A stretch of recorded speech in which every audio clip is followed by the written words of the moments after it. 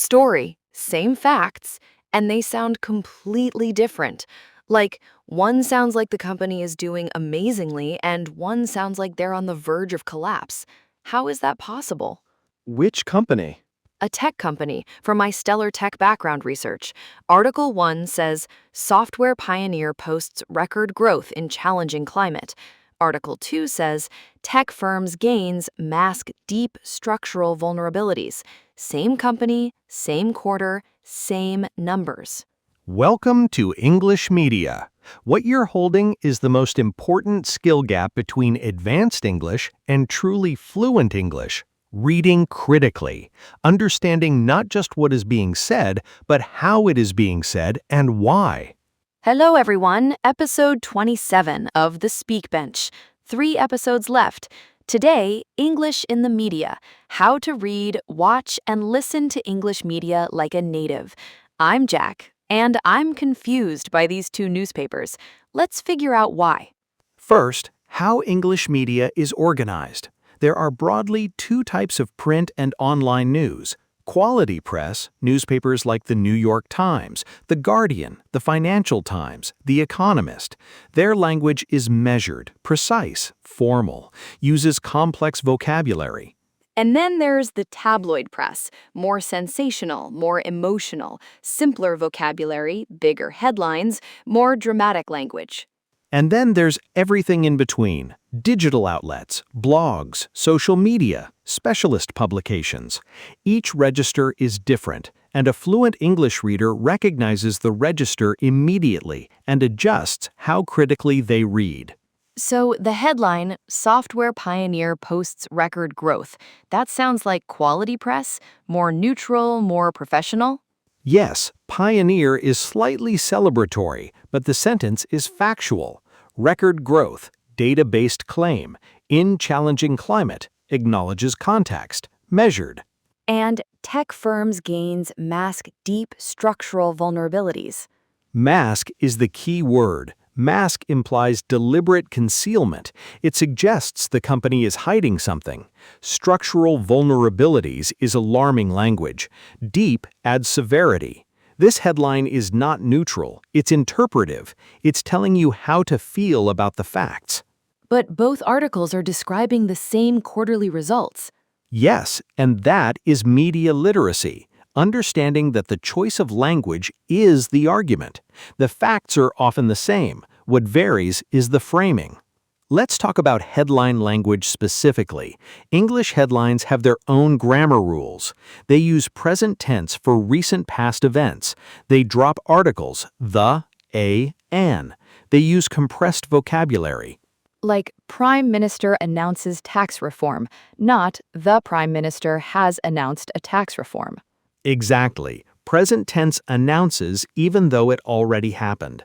No the before prime minister. No a before tax reform. Headlines compress to maximum impact in minimum space. And they use strong verbs, slams instead of criticizes, vows instead of promises, slashes instead of reduces, blasts instead of disapproves of. Those strong verbs are significant. Slams, blasts, vows. They carry emotional weight. A neutral version would be government reduces spending. A tabloid version might say government slashes vital services. Same action, completely different emotional register.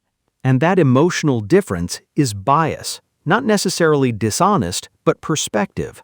All media has perspective. Fluent readers recognize it. Bias signals in English media. Key phrases to notice. Sources say, used when the journalist doesn't have confirmed information. Allegedly, the claim hasn't been proven. Critics argue. Someone disagrees, but the journalist isn't specifying who. Some say, very vague, almost meaningless attribution. So, if I read, sources say the company allegedly misled investors, that means the journalist is reporting a claim that hasn't been proven and attributed to unnamed people? That sentence contains enormous uncertainty dressed up as news.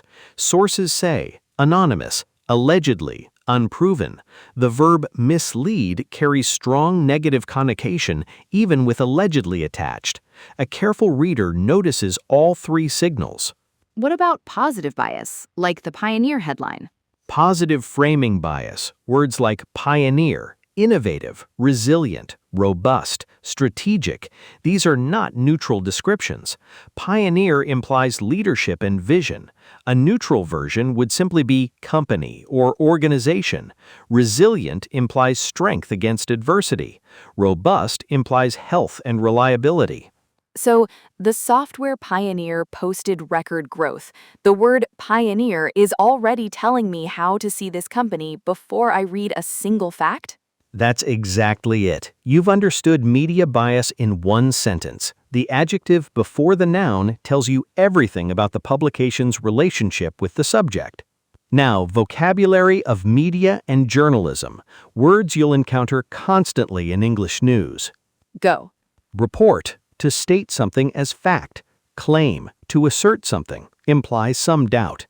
Allege, to claim something not yet proven, used in legal contexts.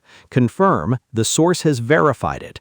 Deny, the subject says it's not true. Admit, the subject acknowledges something negative. So, the CEO denied allegations that the company had misled investors, but sources close to the board claimed the situation was more complex than the official statement admitted. That one sentence contains denied, allegations, misled, sources close to, claimed, admitted. Each word does specific work. Each carries a slightly different relationship to truth and certainty. More vocabulary? Amid, during, or against the background of. Amid growing concerns, amid rising tensions, signals context. Sparks, causes suddenly, often controversially. The report sparked debate. Fuels, intensifies or adds to. The findings fuel speculation. Unveils, reveals something new and significant. Warns, predicts something negative. Practicing. The company unveiled its new strategy amid growing investor uncertainty, sparking debate about whether the move would fuel further speculation about the CEO's position. That is a professionally written media sentence. Every verb is precise.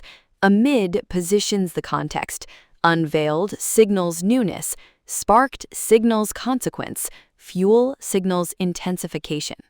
Now, 5 questions to ask when reading any English article.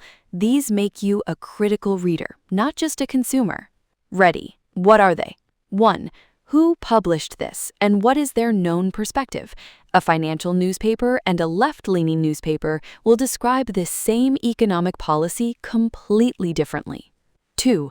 What words are doing emotional work? Identify the loaded language. Replace it mentally with neutral alternatives. What do the facts look like without the framing? 3. Who are the sources and are they named?